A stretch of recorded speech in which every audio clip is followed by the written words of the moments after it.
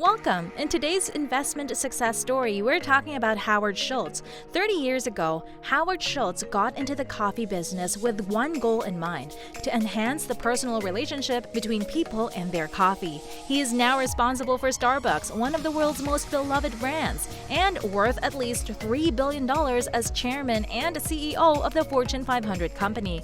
But it wasn't an easy path to the top. Let's find out how Howard got this far. But before we get into the video, don't forget we have a bonus fact for you at the end of the video. Schultz was born on July 19, 1953 in Brooklyn, New York. In an interview with Bloomberg, he said growing up in the projects, loosely described as the other side of the tracks, exposed him to the world's wealth disparity. He experienced poverty at an early age. When Schultz was 7 years old, his father broke his ankle while working as a truck driver picking up and delivering diapers.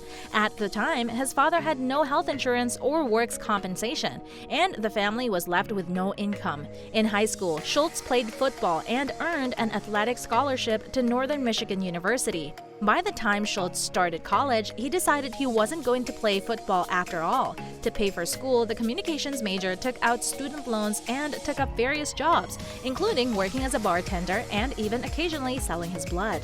First encounter with Starbucks. After graduation in 1975, Schultz spent a year working at a ski lodge in Michigan waiting for inspiration. He finally landed a job in the sales training program at Xerox, where he got experience cold calling and pitching word processors in New York. The work didn't fulfill him, so after 3 years, he left to take a job at Hammerplast, a housewares business owned by a Swedish company called Perstorp. There, Schultz ascended the ranks to vice president and general manager, leading a team of salespeople out of the U.S. office in New York. It was at Hammerplast that he first encountered Starbucks. The coffee shop had a few stores in Seattle and caught his attention when it ordered an unusually large number of drip coffee makers. Becoming a director. Intrigued, Schultz traveled to Seattle to meet the company's then owners Gerald Baldwin and Gordon Boker. He was struck by the partners' passion and their courage in selling a product that would appeal only to a small niche of gourmet coffee enthusiasts. A year later, the then 29-year-old finally persuaded Baldwin to hire him as the director of retail operations and marketing. At the time, Starbucks only had 3 stores, but they were selling pounds of coffee for home use, Schultz said. Schultz's epiphany. Schultz's career and Starbucks' fate changed forever when the company sent him to an international houseware show in Milan. While walking around the city, he encountered several espresso bars where owners knew their customers by name and served them drinks like cappuccinos and cafe lattes. Schultz had an epiphany the moment he understood the personal relationship that people could have to coffee. Il Giornale.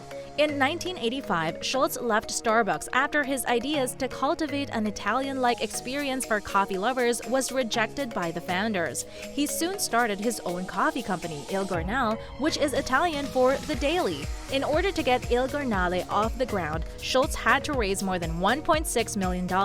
In the course of the year I spent trying to raise money, I spoke to 242 people, and 217 of them said no, he wrote. Try to imagine how disheartening it can be to hear that many times why your idea is not worth investing in. It was a very humbling time. Schultz spent 2 years away from Starbucks, wholly focused on opening Il Giornale stores that replicated the coffee culture he'd seen in Italy. In August 1987, Il Giornale bought Starbucks for $3.8 million, and Schultz became CEO of Starbucks Corporation. At the time, there were 6 stores. Starbucks as a global operation. America swiftly took a liking to Starbucks. In 1992, the company went public on the NASDAQ.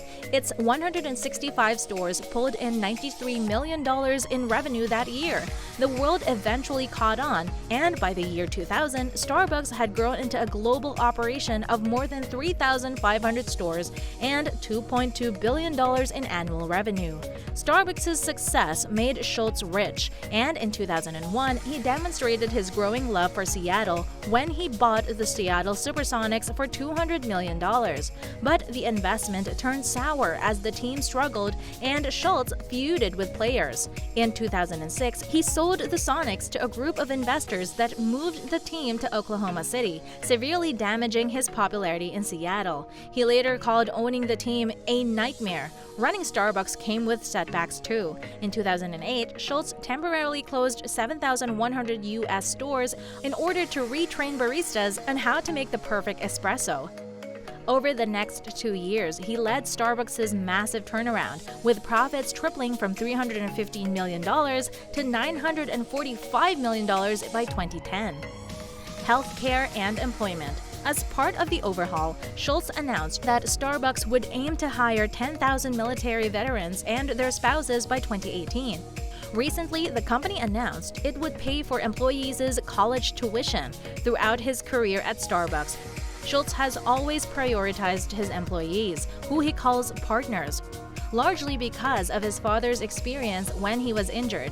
Schultz offers all his employees, including part-time workers, complete healthcare coverage as well as stock options. Starbucks' extraordinary success. In the last 28 years, Schultz has grown the coffee maker to include more than 21,000 stores in 65 countries. Ironically, there are none in Italy. "I've always been driven and hungry," Schultz said. "Long after others have stopped to rest and recover, I'm still running, chasing after something nobody else could ever see." Schultz has parlayed Starbucks' success into 2 books: Pour Your Heart Into It, How Starbucks Built a Company One Cup at a Time, 1999, and New York Times bestseller Onward, How Starbucks Fought for Its Life Without Losing Its Soul, 2012. As Starbucks has continued to grow, it now has annual sales of more than $16 billion, so has Schultz's fortune. His net worth is estimated to be $3 billion. He revealed in Pour Your Heart Out that his tremendous professional success is a tribute to his late father, who never attained fulfillment and dignity from work he found meaningful. And now it's time for the promised bonus fact. But before we get into it, we would like to thank you for staying with us this far. Starbucks is often known for the music they always have playing in the background of each store. As it turns out, Starbucks is more serious about music than you may have thought. The company actually has its own record label called Hear Music. It was created with Concord Music Group in 2007 and actually includes some pretty huge performers like Paul McCartney, James Taylor, and Joni Mitchell. Which Starbucks coffee do you think is the best? Let us know in the comment section below and find out if other people feel the same way as well. Okay, dear viewers, this is it for today's video. Thank you for staying with us till the very end. Please leave a like and subscribe before leaving, and we will see you all soon.